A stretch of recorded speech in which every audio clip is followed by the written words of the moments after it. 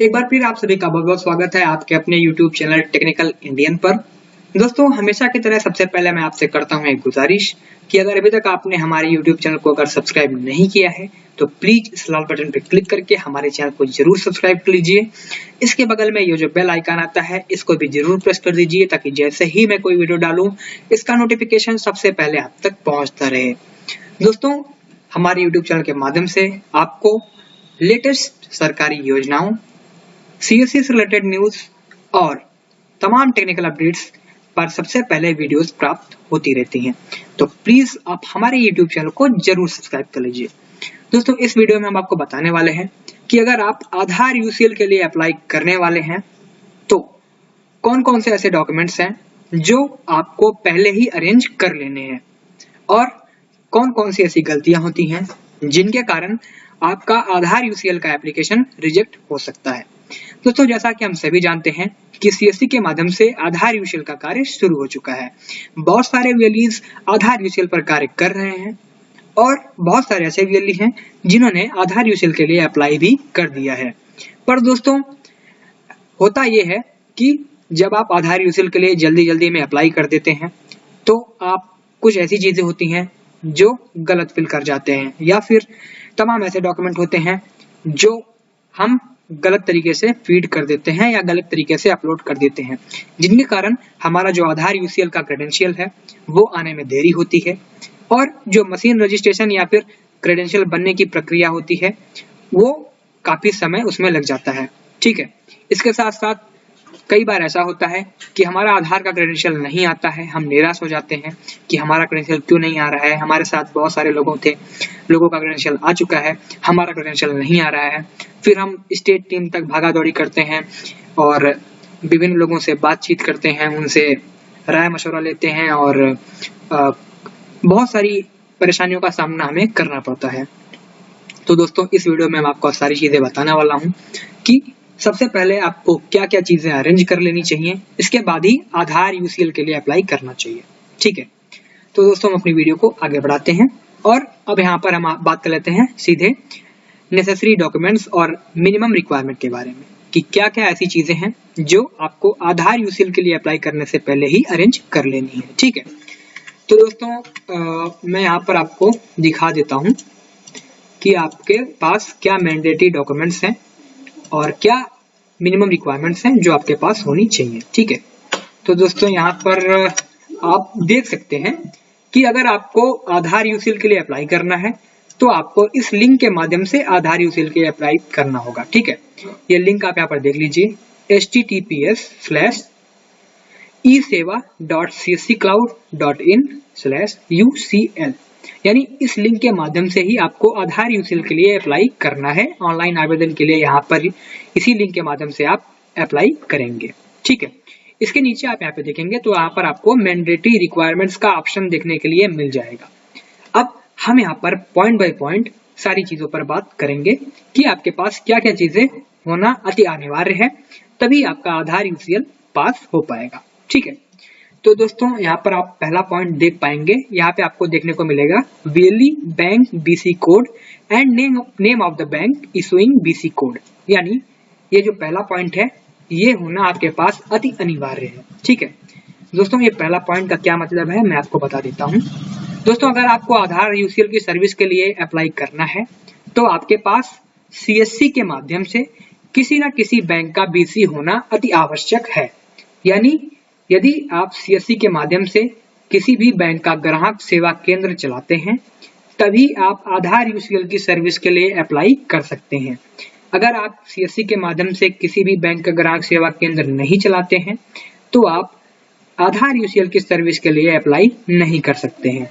ठीक है, तो दोस्तों अगर अभी तक आपने किसी भी बैंक का बीसी सीएससी के माध्यम से नहीं लिया है या फिर अप्लाई नहीं किया है तो नीचे डिस्क्रिप्शन बॉक्स में मैंने एक लिंक दे दिया है, उसके माध्यम से आप विभिन्न बैंक का बीसी लेने की जो प्रोसेस है उसके बारे में जान सकते हैं और सीएससी के माध्यम से विभिन्न बैंक के बीसी के लिए आप कैसे अप्लाई कर सकते हैं वो सारी प्रोसेस आप वहां पर समझ सकते हैं।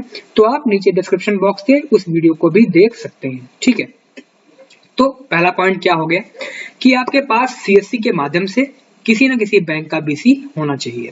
अगर आपके पास बैंक बीसी नहीं होगा तो फिर आप आधार यूसीएल की सर्विस के लिए अप्लाई नहीं कर पाएंगे। ठीक है। दूसरी जो इंपॉर्टेंट चीज है वो है आधार NSEIT ऑपरेटर सुपरवाइजर सर्टिफिकेट, यानी आपके पास आधार सुपरवाइजर या फिर ऑपरेटर का सर्टिफिकेट मौजूद होना चाहिए। यानी अगर आप आधार यूसीएल की सर्विस लेना चाहते हैं तो आपके पास आधार सुपरवाइजर या फिर ऑपरेटर का सर्टिफिकेट मौजूद होना चाहिए। ठीक। तीसरी जो इंपॉर्टेंट चीज है वो है operator supervisor police verification copy not more than 3 month old, यानी आपके पास पुलिस वेरिफिकेशन कॉपी होना चाहिए, वो भी 3 महीने से ज्यादा पुराना ना हो। दोस्तों यहाँ पर मैं आपको सलाह दूंगा कि आप एक नई पुलिस वेरिफिकेशन के लिए अप्लाई कर दें और एक नया पुलिस वेरिफिकेशन कॉपी जरूर ले लिए। ऐसा ही इसलिए मैं कह रहा हूँ कि जब आप आधार यूसीएल के लिए अप्लाई करेंगे तो इसमें आधार क्रेडेंशियल आने में 1 से 1.5 महीने का टाइम लगता है या इससे ज्यादा का भी टाइम लग सकता है। यदि आपके एप्लीकेशन में कुछ भी कमी होगी तो आपका आधार यूसीएल का क्रेडेंशियल आने में 1 से 1.5 महीने से ज्यादा का भी टाइम लग सकता है। तो यदि आप कोई ऐसा पुलिस वेरिफिकेशन कॉपी लगाते हैं जो 1-2 महीने या 2 महीने से ज्यादा पुराना होगा, तो जब तक आपका क्रेडेंशियल आएगा तब तक वो पुलिस वेरिफिकेशन एक्सपायर हो चुका होगा या फिर 3 महीने से ज्यादा पुराना हो चुका होगा। तो फिर आपको दूसरा पुलिस वेरिफिकेशन बनवाना होगा या फिर आपको दोबारा पुलिस वेरिफिकेशन के लिए अप्लाई करना पड़ेगा। इसलिए मैं आपको यही सजेशन दूंगा कि जब भी आप आधार यूसीएल के लिए अप्लाई करने जाएं तो उससे पहले एक नया पुलिस वेरिफिकेशन कॉपी जरूर बनवा लें। ठीक है। इसके बाद फिर जो चौथा इंपॉर्टेंट पॉइंट आता है वो है ऑपरेटर सुपरवाइजर आधार, यानी आपके पास अप्लाई करने से पहले आपका आधार मौजूद होना चाहिए। ठीक। इसके बाद जो 5वां पॉइंट है वो है separate laptop with TPM 2.0 chip and colour multi function printer for UCL, यानी आपके पास आधार यूसीएल पर कार्य करने के लिए एक सेपरेट लैपटॉप होना चाहिए जो कि TPM 2.0 ट्रस्टेड प्लेटफॉर्म मॉड्यूल के साथ लैस हो, यानी आपके पास एक ऐसा लैपटॉप होना चाहिए जिसमें मिनिमम TPM 2.0 का ट्रस्टेड प्लेटफॉर्म मॉड्यूल मौजूद हो। अब ये TPM 2.0 क्या होता है, इसके बारे में हमने एक अलग ही वीडियो बना रखा है कि ये जो TPM 2.0 का लैपटॉप होता है ये कितने रेंज में आता है और आप कैसे पता करेंगे कि आपका लैपटॉप में TPM 2.0 मौजूद है या नहीं है, इस पर भी हमने उस वीडियो में बात की है। उसका लिंक भी आपको डिस्क्रिप्शन बॉक्स में मिल जाएगा, वहां से जाकर के आप इसके बारे में पूरी जानकारी ले सकते हैं और समझ सकते हैं कि आपका लैपटॉप TPM 2.0 चिप मॉड्यूल से लैस्ड है या नहीं है, या फिर आपको नया लैपटॉप खरीदना पड़ेगा। अगर आपको नया लैपटॉप खरीदना पड़ेगा तो उसमें कितना खर्चा आएगा और आप कहाँ से खरीद सकते हैं, कहाँ पे आपको सस्ता मिलेगा, ये सारी चीजें आपको उस वीडियो में मिल जाएंगी। ठीक है। तो आप उस वीडियो को नीचे डिस्क्रिप्शन बॉक्स से फॉलो करके देख सकते हैं। ठीक है। तो यहाँ पर हम क्या बात कर रहे थे कि आपके पास आधार यूजल के लिए एक सेपरेट लैपटॉप होना चाहिए और एक कलर मल्टी फंक्शन प्रिंटर भी होना चाहिए। ठीक है। ये दोनों चीजें भी आपके पास होनी चाहिए। इसके साथ साथ आपके पास single iris and fingerprint scan device available होना चाहिए, यानी आपके पास आइरिस डिवाइस और फिंगरप्रिंट स्कैन डिवाइस दोनों मौजूद होना चाहिए। ठीक है।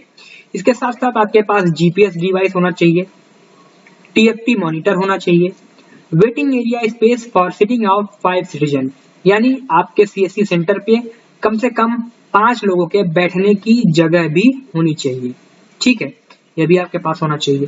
इसके साथ साथ आपके पास ब्रॉडबैंड कनेक्शन होना चाहिए, यह भी एक अति अनिवार्य चीज है। यानी जब भी आप आधार यूसीएल के लिए अप्लाई कीजिए तो सबसे पहले आप ब्रॉडबैंड कनेक्शन आपके पास मौजूद होना चाहिए, और वो भी कैसा ब्रॉडबैंड होना चाहिए, ऐसा ब्रॉडबैंड होना चाहिए जिसमें स्टैटिक IP मौजूद हो, यानी आपके पास एक ऐसा ब्रॉडबैंड कनेक्शन होना चाहिए जिसमें स्टैटिक IP भी मौजूद हो। अब ये स्टैटिक IP क्या होता है, स्टैटिक IP ब्रॉडबैंड कनेक्शन क्या होता है, और स्टैटिक IP ब्रॉडबैंड कनेक्शन अगर हमारे पास नहीं है तो हम इसके लिए कैसे अप्लाई करेंगे, इन सारी चीजों पर भी हमने एक वीडियो बना रखी है, उसका लिंक भी आपको डिस्क्रिप्शन बॉक्स में मिल जाएगा, वहां से जाकर के आप समझ सकते हैं। और ये जो स्टैटिक IP वाला ब्रॉडबैंड कनेक्शन है इसके लिए आप कैसे अप्लाई करेंगे, कितना खर्चा आएगा और स्टैटिक IP क्या होता है, इन सारी चीजों के बारे में भी आप वहां पर जानकारी प्राप्त कर पाएंगे। उसका लिंक भी आपको नीचे डिस्क्रिप्शन बॉक्स में मिल जाएगा, वहां से जाकर के आप सारी जानकारी प्राप्त कर सकते हैं। ठीक है, इसके बाद फिर सीसीटीवी कैमरा होना चाहिए आपके सेंटर पे, व्हील चेयर फॉर दिव्यांग होना चाहिए, टोकन सिस्टम मशीन और टॉयलेट फैसिलिटी भी मौजूद होनी चाहिए। इतनी चीजें जब आपके पास होंगी तभी आप आधार यूसीएल प्राप्त कर पाएंगे और आधार यूसीएल के माध्यम से डेमोग्राफिक अपडेट की सर्विस अवेलेबल करवा पाएंगे। ठीक है, अब यहाँ पर हम बात ये कर लेते हैं कि जब आप आधार यूसीएल के लिए अप्लाई करेंगे तो क्या गलतियां होती हैं, क्या मिस्टेक होती हैं, जिसके कारण आपका आधार यूसीएल का जो एप्लीकेशन है वो रिजेक्ट हो सकता है। तो आइए जान लेते हैं। दोस्तों, ये आप देख सकते हैं यहाँ पर न्यू यूसीएल रजिस्ट्रेशन का जो लिंक है वो यहाँ पर ओपन हो चुका है। यहाँ पर आपको सारी चीजें यहाँ पर दिख रही होंगी, जो जो चीजें मैंने आपको बताई हैं वो चीजें आपको यहाँ पर फिल करनी होंगी। सबसे ऊपर आपको यहाँ पर वीएलई का नेम लिखना होगा। ठीक है, यहाँ पे आप वीएलई का नेम फिल कर देंगे। ठीक है, तो वीएलई का नेम आप कैसे फिल करेंगे? वीएलई का जो नेम है वो आपको आधार के हिसाब से फिल करना है, यानी जो आधार कार्ड में नाम लिखा हुआ है वही नाम आपको यहाँ पर फिल कर देना है। इसके बाद फिर वीएलई की सीएससी आईडी जो कि ऑटोमेटिकली फिल है, ये तो आपको फिल नहीं करना है। इसके बाद फिर वीएलई बैंक बीसी कोड में क्या डालना है। दोस्तों, अगर आप आईसीआईसीआई बैंक या फिर एचडीएफसी बैंक के माध्यम से बैंक बीसी लिए हुए हैं तो फिर आपका जो सीएससी आईडी होता है वही आपका बैंक बीसी कोड होता है। तो अगर आप आईसीआईसीआई बैंक या फिर एचडीएफसी बैंक से बीसी लिए हैं तो आपका सीएससी आईडी ही आपका वीएलई बैंक बीसी कोड हो जाएगा। या फिर अगर आप किसी दूसरे बैंक का बीसी लिए हुए हैं तो फिर जो आपका केओ कोड होता है, यानी जब भी आप किसी बैंक का सीएसपी लेते हैं तो आपको केओ कोड जनरेट होता है, तो वो जो केओ कोड होगा वो आपको यहाँ पर फिल करना होगा। ठीक है, एक चीज आप जान लीजिए कि अगर आपका जो बैंक बीसी है वो सीएससी के माध्यम से पास हुआ होगा तभी आप आधार यूसीएल के लिए अप्लाई कर पाएंगे। अगर किसी अन्य कंपनी से आपने अपना बैंक बीसी लिया हुआ है तो आप आधार यूसीएल के लिए अप्लाई नहीं कर सकते हैं। अगर आप अप्लाई कर भी देंगे तो आपका आधार यूसीएल पास नहीं हो पाएगा, आपका क्रेडेंशियल नहीं बनेगा। ठीक है, आपके पास सीएससी के माध्यम से ही बैंक बीसी होना चाहिए। ठीक, तो यहाँ पर आपको अपना केओ कोड या फिर बैंक बीसी कोड फिल करना होगा। ठीक, इसके बाद फिर आपको बैंक का नाम फिल करना होगा कि किस बैंक से आपका बीसी पास हुआ है। ठीक, फिर स्टेट सिलेक्ट करिए अपना कि आप किस स्टेट से बिलोंग करते हैं। ठीक, इसके बाद फिर अपना डिस्ट्रिक्ट सिलेक्ट कर लीजिए कि आप किस डिस्ट्रिक्ट से बिलोंग करते हैं। फिर यहाँ पर आपको अपना एरिया पिन कोड फिल करना हुआ है, जो भी आपका एरिया पिन कोड हो वो आप फिल कर दीजिए। ठीक है, इसके बाद फिर आपको सीएससी सेंटर का कंप्लीट एड्रेस यहाँ पर फिल करना होगा, यानी जो आपके सीएससी सेंटर का कंप्लीट एड्रेस है यानी पूरा पता है वो आपको यहाँ पर फिल करना है। फिर वीएलई का मोबाइल नंबर फिल करना है, वीएलई की ईमेल आईडी फिल करनी है। फिर आधार एनएसईआईटी ऑपरेटर सुपरवाइजर सर्टिफिकेट के सामने यहाँ पर आपको यस पे क्लिक करना है और जो आपका आधार का ऑपरेटर सुपरवाइजर सर्टिफिकेट है वो यहाँ पे आपको अपलोड कर देना है। ये आप केवल जेपीजी या फिर पीडीएफ फाइल में ही अलाउ है, यानी आप सिर्फ जेपीजी या फिर पीडीएफ फाइल में ही आधार ऑपरेटर या सुपरवाइजर का सर्टिफिकेट यहाँ पर अपलोड कर पाएंगे। ठीक है, इसके बाद फिर यहाँ पर आपको अपना पुलिस वेरिफिकेशन कॉपी अपलोड करना है। यहाँ पे आपको यस पे क्लिक करना है और फिर यहाँ पर अपना पुलिस वेरिफिकेशन कॉपी भी अपलोड कर देना है। ये भी केवल जेपीजी और पीडीएफ फॉर्मेट में ही आपको अलाउ है, यानी आप जेपीजी या पीडीएफ फॉर्मेट में ही इसको अपलोड कर पाएंगे। ठीक, इसके बाद फिर आपको आधार सुपरवाइजर ई आधार पे यस पे क्लिक कर देना है। यहाँ पे आपको अपलोड करने की आवश्यकता नहीं है क्योंकि यहाँ पे ये जो चूज फाइल वाला ऑप्शन है ये हाईलाइट नहीं होता है। अगर आप नहीं भी अपलोड करते हैं तब भी कोई दिक्कत यहाँ पर आपको नहीं होगी। ठीक है, फिर यहाँ पर आपको operator supervisor mobile number linked with Aadhaar, यहाँ पर आपको यस करना है और यहाँ पर आपको मोबाइल नंबर फिल करना है। कौन सा मोबाइल नंबर फिल करना है? वो मोबाइल नंबर जो आपके आधार कार्ड में लिंक हो, यानी जो आपके आधार कार्ड में रजिस्टर्ड मोबाइल नंबर है वही यहाँ पर आपको फिल करना है। ठीक, इसके बाद फिर यहाँ पर आपको ऑपरेटर सुपरवाइजर का अल्टरनेट मोबाइल नंबर फिल करना है, यानी आपको कोई दूसरा मोबाइल नंबर यानी अल्टरनेट मोबाइल नंबर यहाँ पर फिल कर देना है। ठीक, फिर ऑपरेटर सुपरवाइजर की ईमेल आईडी यहाँ पे आपको फिल करना है। इसके बाद फिर आपको यहाँ पर लैपटॉप वाले ऑप्शन पे यस करना है, मल्टी कलर प्रिंटर पर भी यस करना है, सिंगल फिंगरप्रिंट डिवाइस पे भी यस करना है, यहाँ पर टीएफटी मॉनिटर पे भी आपको यस करना है, जीपीएस डिवाइस पे भी यस करना है, CSC centre having space of 5 reason पे भी आपको यस करना है। ठीक, इसके बाद फिर यहाँ पर आपको अपने CSC सेंटर के अंदर का फोटो यानी इनसाइड का फोटो, आपके CSC सेंटर के अंदर का फोटो यहाँ पर आपको इनसाइड वाले ऑप्शन के सामने अपलोड करना है और यहाँ पर आपको आउटसाइड वाला फोटो अपलोड करना है।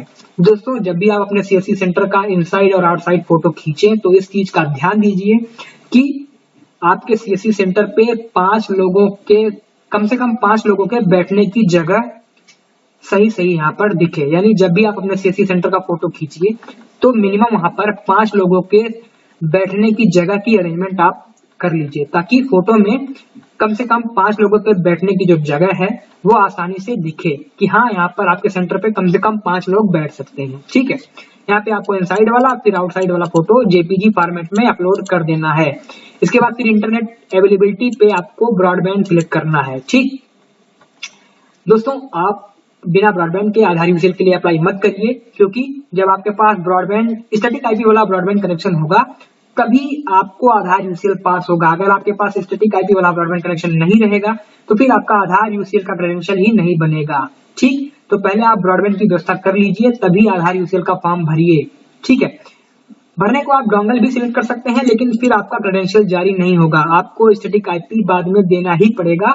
इसलिए आप पहले ही स्टैटिक आईपी वाले ब्रॉडबैंड की व्यवस्था कर लीजिए, तभी आधार यूसीएल का फॉर्म भरिए, ताकि आपका क्रेडेंशियल जल्दी से जल्दी आ जाए। ठीक है, अब यहाँ पे आपको ब्रॉडबैंड सिलेक्ट करना है और अपना स्टैटिक आईपी फिल कर देना है। तो हमने यहाँ पर डिस्क्रिप्शन में वो वीडियो दे दिया है कि आप ब्रॉडबैंड के लिए कैसे अप्लाई करेंगे, स्टैटिक आईपी कहाँ से मिलेगा और कितना खर्चा आएगा, वो सारी चीजें आपको नीचे दिए गए वीडियो के माध्यम से जानकारी हो जाएगी। ठीक है, तो आप हमारी वीडियो भी देख सकते हैं। इसके बाद फिर CCTV कैमरा अवेलेबिलिटी, इसको भी आप यस कर दीजिए। अगर आपके सेंटर पर CCTV कैमरा लगा हुआ है तो आपको यस करना ही होगा। ठीक है, अगर नहीं लगा हुआ है तो भाई मजबूरन आपको नो करना ही पड़ेगा। ठीक, फिर ये जो दिव्यांग के लिए व्हील चेयर की अवेलेबिलिटी है, ये भी आप यहाँ पर यस कर दीजिए। अगर दिव्यांग के लिए व्हील चेयर का अरेंजमेंट आपने कर लिया है तो फिर यस कर दीजिए, नहीं तो भाई आपको नो करना ही पड़ेगा। ठीक है, फिर जो टोकन सिस्टम वाली मशीन है, अगर आपके पास टोकन सिस्टम वाली मशीन है, यानी टोकन के माध्यम से नंबर लगाने वाली जो मशीन होती है, अगर वो आपके पास अवेलेबल है तो फिर यस कर दीजिए, अदरवाइज आपको मजबूरन नो ही करना पड़ेगा। ठीक है, और फिर ये जो टॉयलेट फैसिलिटी वाला ऑप्शन है, इसमें आपको यस कर देना है। यस करने के बाद आपको फिर यहाँ पर ये जो कैप्चा है, कैप्चा फिल कर देना है, आई एग्री पे क्लिक करना है और फिर सबमिट पे क्लिक कर देना है। जैसे ही आप सबमिट पे क्लिक करेंगे, आपका आधार यूसीएल का फॉर्म सबमिट हो जाएगा। सबमिट होने के बाद आपका जो यूसीएल रजिस्ट्रेशन का प्रोसेस है वो यहाँ पर कंप्लीट हो जाएगा। इसके बाद फिर आपके पास कम्युनिकेशन मेल आ जाएगा, यानी आपको CSC की टीम के द्वारा आपकी रजिस्टर्ड ईमेल आईडी, यानी जो ईमेल आईडी आप यहाँ पे फिल करेंगे उस ईमेल आईडी पे आपको आगे की जानकारी का मेल प्राप्त हो जाएगा। ठीक है, तो दोस्तों जो चीजें मैंने आपको बताई वो सारी चीजें पहले आप अरेंज कर लीजिए, तभी आप अप्लाई करिए, तभी आपका जो आधार यूसीएल का क्रेडेंशियल है वो जल्दी से जल्दी बन जाएगा और आप आधार यूसीएल की सर्विसेज को जल्दी से जल्दी प्राप्त कर पाएंगे। तो दोस्तों, अगर आपको वीडियो पसंद आई हो तो प्लीज लाइक जरूर कर दीजिएगा, ज्यादा से ज्यादा दोस्तों के साथ शेयर करिएगा। कोई भी डाउट रहता है तो नीचे डिस्क्रिप्शन बॉक्स में मेरा मोबाइल नंबर दिया हुआ है और व्हाट्सएप ग्रुप का लिंक दिया हुआ है, वहां पर आप ज्वाइन करके जानकारी प्राप्त कर सकते हैं। ठीक है, थैंक यू, जय Hind and have a nice day.